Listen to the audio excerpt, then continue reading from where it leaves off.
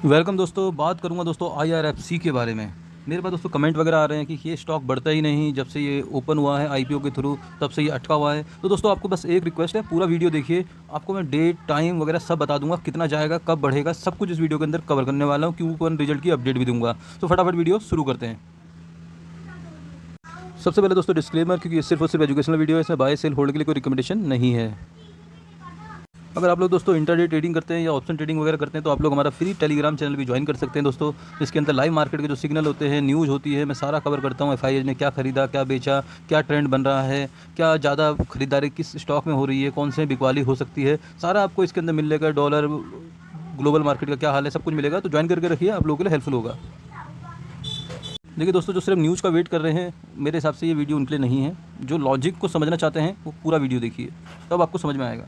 पहली चीज़ तो देखिए दोस्तों, अगर हम इसकी पेयर कंपनी की बात करें, चाहे पावरफिन हो, REC हो, उनका रेट चला है 130, 108। मार्केट कैप लगभग सिमिलर है और ये चल रहा है 20 रुपये से कम।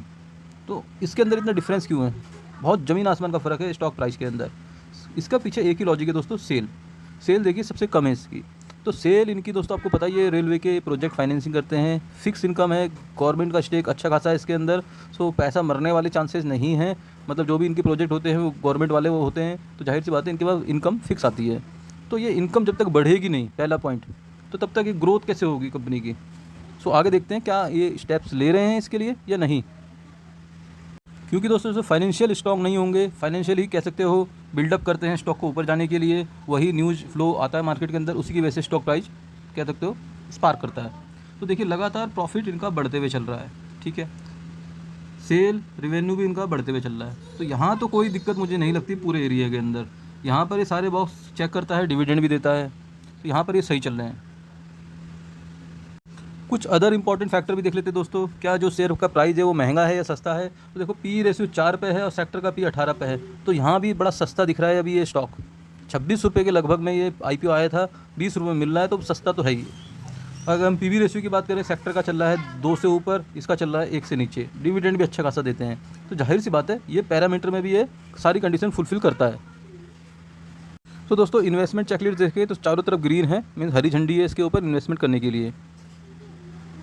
और जो एनालिसिस कह सकते हो जो इसके ऊपर आता है, फोरकास्ट, भैया ये आगे बढ़ेगा, क्या करना चाहिए, अपना व्यू बताइए, तो वो 100% इसको रेटिंग दे रहे हैं कि भैया इसको खरीद के रखिए। कंपाउंडिंग सेल्स ग्रोथ हो, कंपाउंडिंग प्रॉफिट ग्रोथ हो, हर जगह दोस्तों पॉजिटिव नंबर है। तो ये भी एक बिल्कुल स्टॉक की मजबूती दिखाता है कि भैया सेल्स भी इनकी लगातार बढ़ रही है और प्रॉफिट जो है वो भी लगातार ग्रोथ कर रहा है। ये कुछ प्रोज हैं दोस्तों, इसके हिसाब से भी देखा जाए तो स्टॉक बहुत मजबूत है। रेटिंग की बात करें दोस्तों, तो रेटिंग देखिए यहाँ पर अब स्टेबल से निगेटिव से स्टेबल हो गई है। तो यहाँ भी एक पॉजिटिव अपडेट है, फिच की रेटिंग इसकी पॉजिटिव आई है। पहले नेगेटिव थी, अब उसे स्टेबल कर दिया है। तो ये भी एक कुछ संकेत देता है दोस्तों, एक दिशा देता है ये चीज़ें।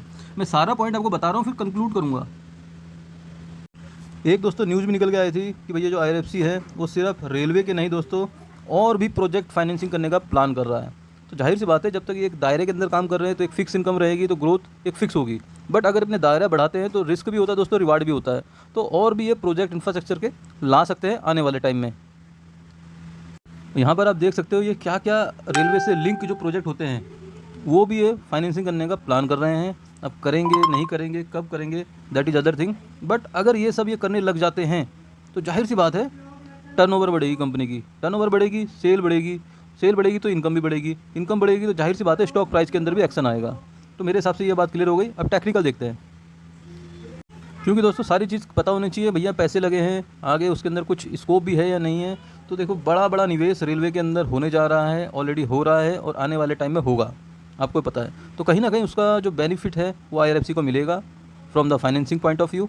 और आगे आने वाले टाइम में बहुत सारे प्रोजेक्ट ऑन गोइंग भी हैं, आने वाले भी हैं और आएंगे भी, ठीक है। साथ साथ दोस्तों प्रमोटर होल्डिंग की तरफ से भी कोई दिक्कत नहीं है इस स्टॉक के अंदर। FIIs लगातार अपनी होल्डिंग बढ़ा रहे हैं और अच्छी खासी जो गवर्नमेंट की होल्डिंग है वो एक थोड़ा सा सिक्योरिटी प्रदान करती है, भैया मजबूती देती है कि भैया हमारे पैसे कोई झोला छाप कंपनी में नहीं लगे हुए। अब देखते हैं दोस्तों ये स्टॉक बढ़ेगा कब। तो दोस्तों इसके लिए टेक्निकल व्यू देखना बहुत इंपॉर्टेंट है। और जो लोग मेरे साथ पहले से जुड़े हैं उनको पता ही है दोस्तों, मैं जो बताता हूँ उसके पीछे लॉजिक भी होता है और मैं जो बताया है ज़्यादातर मेरी प्रोबेबिलिटी सही बैठती है। दोस्तों इसने एक ब्रेक डाउन दिया था यहाँ पर, अच्छा खासा आप लोगों को पता होगा, 21 रुपये और 20 रुपये, ये रेंज को इसके लिए तोड़ दिया था बड़ी हैवी कैंडल से, ठीक है, आपको समझना है। बट उसके बाद की जो कैंडल है दोस्तों, वो कोई ज़्यादा मजबूत कैंडल नहीं बन रही हैं, आप लोग यहाँ पर देख सकते हो। सो अगर इसके नीचे ये सस्टेन नहीं कर रहा है, सस्टेन मीन्स अगर दोबारा से एक बड़ी रेड कैंडल बनती इसके नीचे, तो हम ये मान सकते थे कि भैया अब ये स्टॉक और नीचे जाने को तैयार है, लेकिन ऐसा नहीं हुआ। छोटी छोटी doji type candle, inverted candle type की बन रही है इसके अंदर। तो अब करना क्या है दोस्तों, पहली चीज़ तो जब तक ये लास्ट लो है, आपको समझना है, डरना बिल्कुल नहीं है। ये लास्ट लो जो लगा है इस कैंडल का, इसके नीचे जब तक स्टॉक नहीं जाता है, तब तक जहाँ पर भी मिले इसे ख़रीदारी करनी है। ये मेरा व्यू है यार दोस्तों, मैं अपना व्यू बता रहा हूँ, कोई ऐसा नहीं है मेरा व्यू गलत भी हो सकता है, ठीक है, बट जो मुझे लगता है टेक्निकल व्यू में मैं वो बता रहा हूँ। जब तक इससे नीचे नहीं जाता है तब तक दबा के खरीदारी इसके अंदर हो सकती है। दूसरा बड़ा पॉइंट, ये बढ़ेगा कब। तो दोस्तों अभी रिजल्ट आने वाले हैं, रिजल्ट भी हाई प्रोबेबिलिटी है पॉजिटिव ही आएंगे और डिविडेंड भी आएगा उसके अंदर, तो उसका रिएक्शन भी हमें स्टॉक प्राइस के अंदर देखने को मिल सकता है। आप लोगों को समझना है ये 1-1.5 साल का ट्रेंड है, ये समझ लीजिए, इससे ऊपर ये गया ही नहीं। और अगर ये 21 रुपये के ऊपर क्लोजिंग दे देता है दोस्तों, यहाँ पर एक कैंडल बना देता है ग्रीन, चाहे छोटी बनाए, फिर हम कह सकते हैं इसकी जो जर्नी है वो शुरू हो जाएगी ऊपर जाने वाली, ठीक है। पहला टारगेट इसका रहेगा 25 रुपये के लगभग, दूसरा फिर वही हाई जो ये बार बार टेस्ट करके 3 बार नीचे आ चुका है, वहाँ तक जाएगा, आपको ये समझना है। बट अगर ये ब्रेकआउट होता है तो दोस्तों मुझे जो लगता है, मैं अपना व्यू बता रहा हूँ, ये यहाँ तक नहीं रुकेगा दोस्तों, ये एटलीस्ट 35 रुपये तक जाएगा, जो मेरा व्यू कहता है। इतना लंबा जो कंसोलिडेशन होता है दोस्तों, उसका ब्रेकआउट भी फिर लंबा ही होता है, आपको ये समझना है। तो 35 रुपये के टारगेट इसके अंदर 1-1.5 साल के अंदर आपको देखने को मिल सकते हैं। और अगर आपका नज़रिया 5 से 10 साल, 5 साल वाला भी है, तो दोस्तों बहुत हाई प्रोबेबिलिटी, जैसे ये अपने बिजनेस को डाइवर्सिफाई कर रहे हैं, बढ़ाने की कोशिश कर रहे हैं और ये कर पाते हैं उसको, तो जाहिर सी बात है ये बहुत ज़बरदस्त रिटर्न देगा इन फ्यूचर। सो उम्मीद करता हूँ बात समझ में आई होगी। ये स्टॉक उनके लिए नहीं है दोस्तों जो आज खरीद के कल देखते हैं बढ़ा नहीं बढ़ा, उनके लिए बिल्कुल नहीं है। ये उनके लिए है जिनका नज़रिया ही कम से कम 2 साल है, कम से कम यहाँ से अगर बाइंग शुरू करते हैं तो अच्छे लेवल पे है ये। सो वीडियो समझ में आए तो वीडियो को लाइक, चैनल को सब्सक्राइब जरूर करिएगा। मिलते हैं नेक्स्ट वीडियो में, बाय बाय।